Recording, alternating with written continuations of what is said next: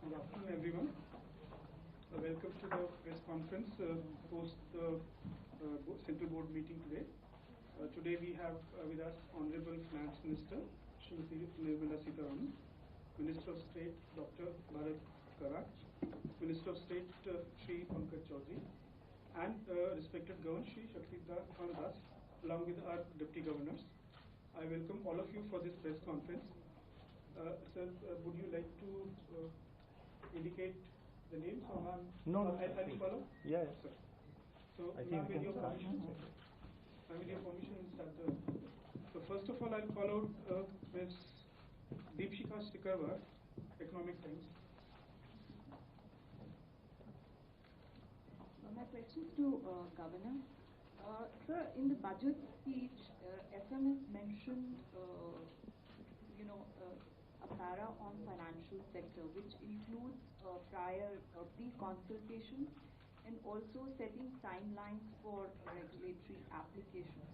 What does this mean for RBI? What would it entail? No, as you may be aware that most of our, am I audible? Yes. Yeah.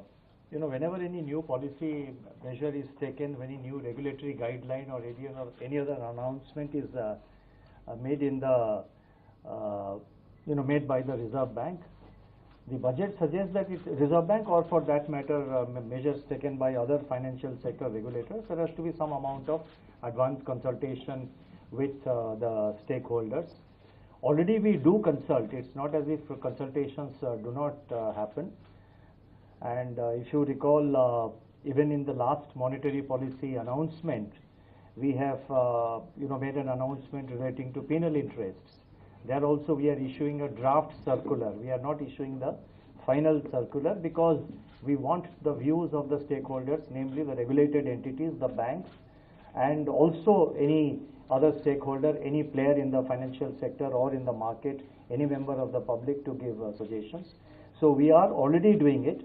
But there are certain announcements, which are of strategic nature, which have got some arbitrage and other issues involved. So what the budget speech is that wherever feasible, it should be done, and I think that is something which is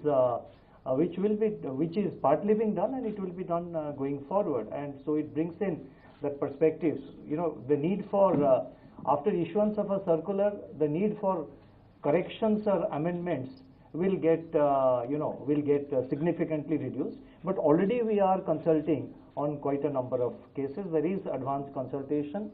What we do is that we, sometimes we also launch, announce a discussion paper.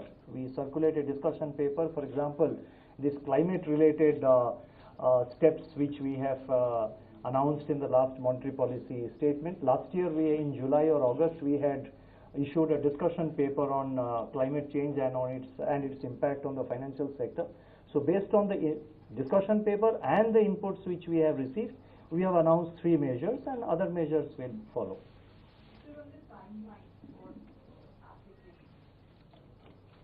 Yeah, timeline, we already, we have, wherever timelines are not there, timelines will be prescribed. The main difficulty that we face is that, wherever there is an application by, let us say, to start a bank or to start an NBFC or to become a payment system aggregator, we have to do what is called a fit and proper check, a check of fit and proper criteria. That requires consultation with, supposing the particular applicant has a particular business interest, he has been in a certain business or he has worked elsewhere. So we need to get inputs from the regulators, the various regulators and various agencies within the country. And if he has had an external presence, we have to get inputs from the regulators or from the various agencies in that country. Now that takes time. We do really, remind the regulators or the other agencies in foreign countries to get their inputs. That takes time, and that is a process which we constantly try to impress upon the other country regulators. So it will be our endeavor to adhere to the timelines, but sometimes there is delay mainly because we don't get the inputs from, particularly from overseas regulators and agencies from whom we need to get the required information. Thank you, sir. I'll move on to Ms. Sapna Das from CNBC TVT.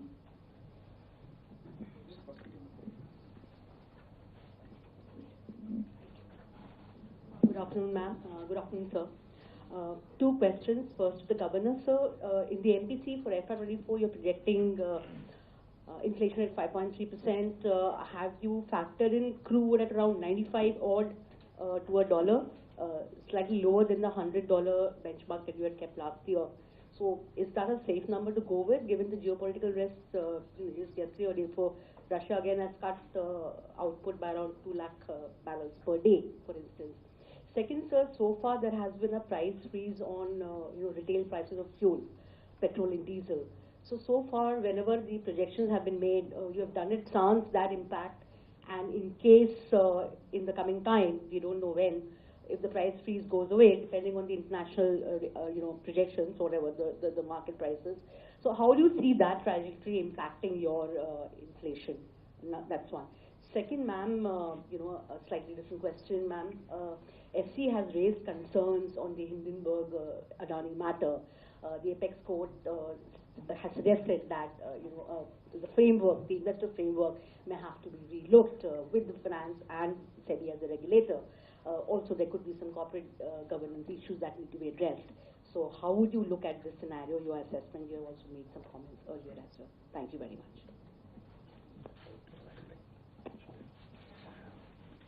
Well, one request that don't make it into a RBI post-monetary policy press conference.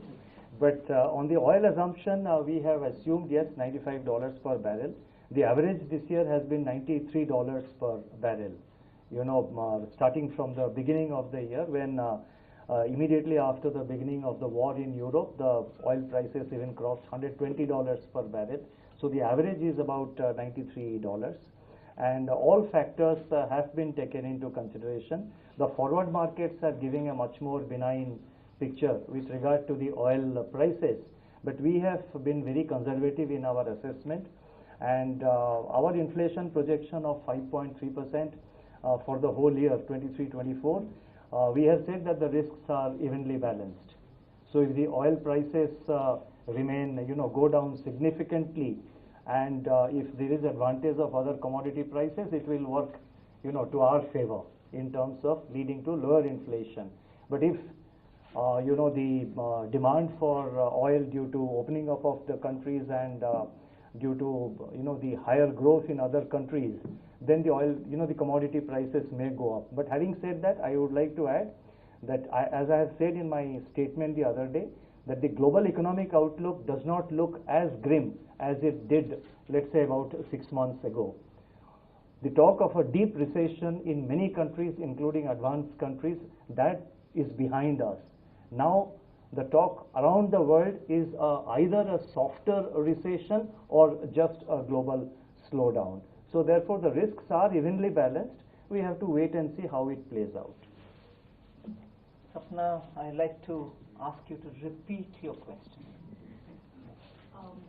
The apex court's observations on the Hindenburg matter, the report and analysis, they have suggested saying that, along with the government, please come up with a possibly better framework for investor protection, also looking at corporate governance issues, and they have also suggested that an expert committee may be set up to look into this entire matter. Ma'am, your assessment as we go forward. Obviously, you're not expecting me to say to you or to this gathering of senior journalists what I will be saying in the court. Yeah? One. And second, India's regulators, and I'm sitting in the company of a very senior regulator, one of the oldest regulators in this country. India's regulators are very, very experienced. And they are experts in their domain. So the regulators are fairly seized of this matter, and they are on their toes, as always, not just now. So I would leave it there, because you've just told me what has come out this morning. I'll leave it there. Thank you, ma'am. I'll move on to Mr. Sardar Singh from Bloomberg. Ma'am, good morning. Just wanted to ask you, ma'am, you brought a new scheme. Mic, take the mic. You brought a new scheme for income tax exemption up to 7 lakhs. So I was just wondering, ma'am, don't you think that class of people are the most vulnerable class? So who would need to be pushed to save, be savers, or look for a health insurance instead of just giving them that kind of a tax break and allowing them to retain that money? What has this new step taken for the new tax regime which was brought in 2 years ago done effectively? It is effectively because of the way we've allowed for standard deduction and also the rates which have been fixed, tax rates which have been fixed for different slabs. What exactly has it done? It has actually left more money in the hands of the people, the taxpayer, right? The householder. So over and above what he pays as tax, the money left in his hands are for him to decide what he wants to do with it. Why should I underestimate the decision-making ability of a householder who takes care of his family, runs his family, takes care of future interests of the household, saying you put your money here, I'll incentivize you to do it, but you may not want to put it there because I've not given incentive. Absolutely, I don't think it is necessary for the government to even induce any such measures or give inducements. A person who earns his money and who runs his household is wise enough to know where he has to put his money. He'll save, he'll cover with insurance himself and his family and everything else. That's up to him to make. So I've not discouraged him from doing anything. Nor am I, let's say, in the new regime, incentivizing him to do anything in particular. It's for him to take a call. Thank you. I'll move on to Mr. Siddharth Kumar, Times of India.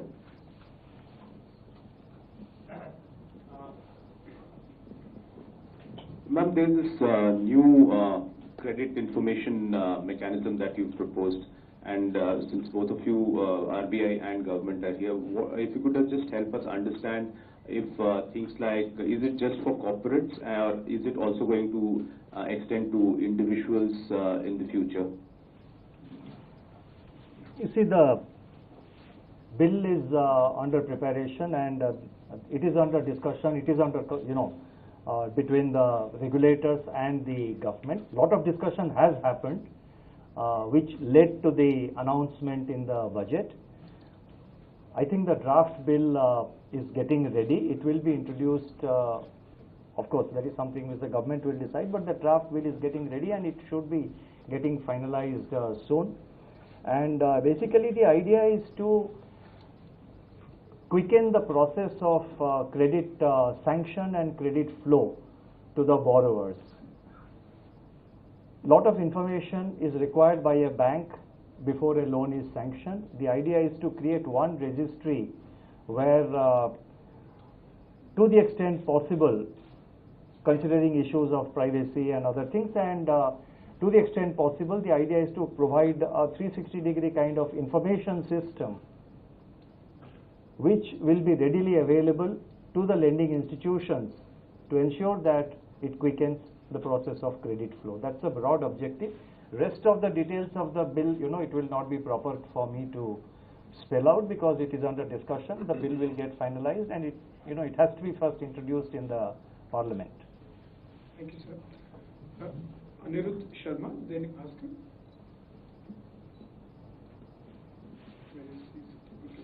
Then we'll move on to Mr. Lakshman Rao, CNBC Awas. Thank you, sir, for your question. Answer what you got. Okay, thank you. Thank you. I'll move on to Mr. Shishir Sinha, the individual slide. Good morning, ma'am. Good morning, sir. Sir, my question to you, sir, Governor, sir. Since we have seen successive rate hikes, and that is also impacting home loan buyers, or home buyers, because their EMI have gone up, and it is also affecting demand in the real estate sector. So what is your assessment on this thing, sir? No, assessment on? The EMI have gone up, and also the home demand for new homes are also coming down. So what is your assessment because of the successive rate hikes? No, please keep in mind that I think the interest rates have just moved into the positive territory.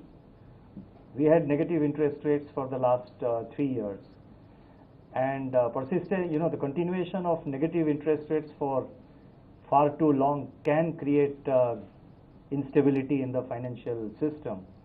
So the interest rates have just now moved into the positive territory. Negative interest rates for a long time has a lot of risks which have to be avoided. Second thing is that there is also, when interest rates are rising, there is also somebody called the depositor. His interest has to be taken into account. But the larger point is that we are mandated under the law to maintain price stability, which is an important component of financial stability. And as a part of price stability requirements, the Monetary Policy Committee is taking various decisions, and our interest rate increase is a part of that process. The rest of it, the deposit rates, the lending rates, as you are aware, they are all deregulated, and it is left to the banks to decide their rates. Market competition will decide what should be the rate, both in the deposit side as well as in the lending side. Thank you, sir. Siddharth, personally, information? Yeah, please. Hi, Siddharth from Money Controller. This is for both the governor and ma'am. This regarding the new income tax regime. Some people, like you said, it's not up to the government to decide whether the person should spend or save. Assuming they spend more, could that lead to a greater mismatch between savings and investments, which could perhaps widen the India's current account or balance of payments deficit? Would you like to income tax or something? No, I will certainly say. On the one hand, there are people, even in your fraternity, who tell me that I've done this to pep up consumption. On the other, there are some among yours who say that this might hurt saving and therefore investments. A simple step towards giving more money in the hands of particularly the middle class, particularly the income brackets that I've covered, in order that they decide how they want to use it. And rightly, I'm not blaming anybody here, just leads to a lot of inference, each according to his inference, a certain opinion gets generated. This measure of government was purely to reduce the tax burden on the middle class and to make sure that the promise which was given earlier, a couple of years ago, which got delayed because of the COVID and other reasons, that we will simplify the direct taxation, not only just simplify for compliance sake, but also reduce the rate so that it doesn't become a burden, tax doesn't become a burden on the shoulders of particularly the middle class. That's where it is. Thank you, ma'am. And on the balance of payments, I think I have touched upon it in my monetary policy statement, wherein I have said that the BOP situation, particularly the current account deficit, the financing of the current account deficit or the management of the external sector, it's eminently manageable because the service exports are doing extremely well. The remittances have gone up. In fact, remittances are something like 27% as per the growth in remittances is 27% as per the latest data. And merchandise exports, there is a talk that it is moderating. Yes, there has been some amount of moderation, but I think the annual target of 400 billion seems to be very much getting achieved by the time we reach 31st March. So the balance of payment situation is eminently manageable. And with your permission, last two questions. Yeah. Asit Ranjan. Good afternoon, sir. After the budget, ma'am, in one of the interviews you had said that the inflation decline is not momentary and RBI shouldn't be under pressure to continue increasing interest rates.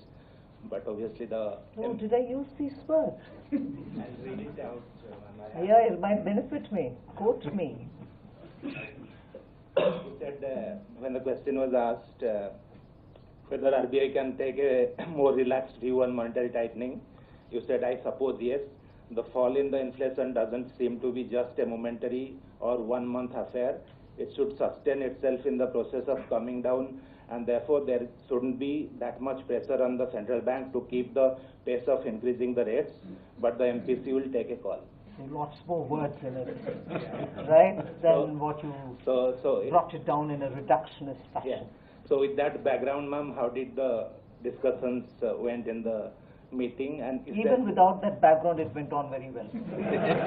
and is there a divergence in the view of government and RBI on the rate cycle trajectory? I want to ask you, in the last, let's say, 4-5 years, has there been divergence ever between the RBI and the Ministry of Finance? We didn't know it. It seems like for the first time it's happening.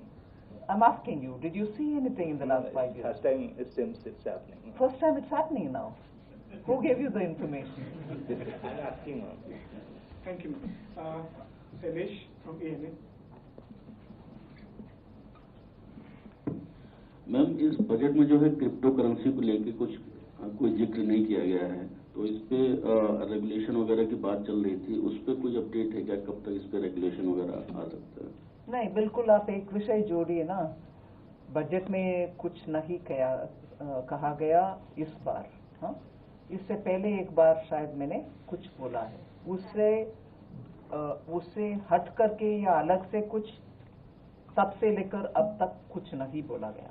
मगर इससे एक विषय जोड़िए, G20 में जो चर्चा हमारी चल रही है, क्योंकि क्रिप्टो में टेक्नोलॉजी का प्ले ज्यादा है, इनफैक्ट 99% वो ह्यूमन नहीं इंटरेक्शन टेक्नोलॉजी का, उसमें हम सभी देशों से बात कर रहे हैं कि रेगुलेशन अगर होना है तो एक अलग देश अकेला कुछ कर नहीं सकते।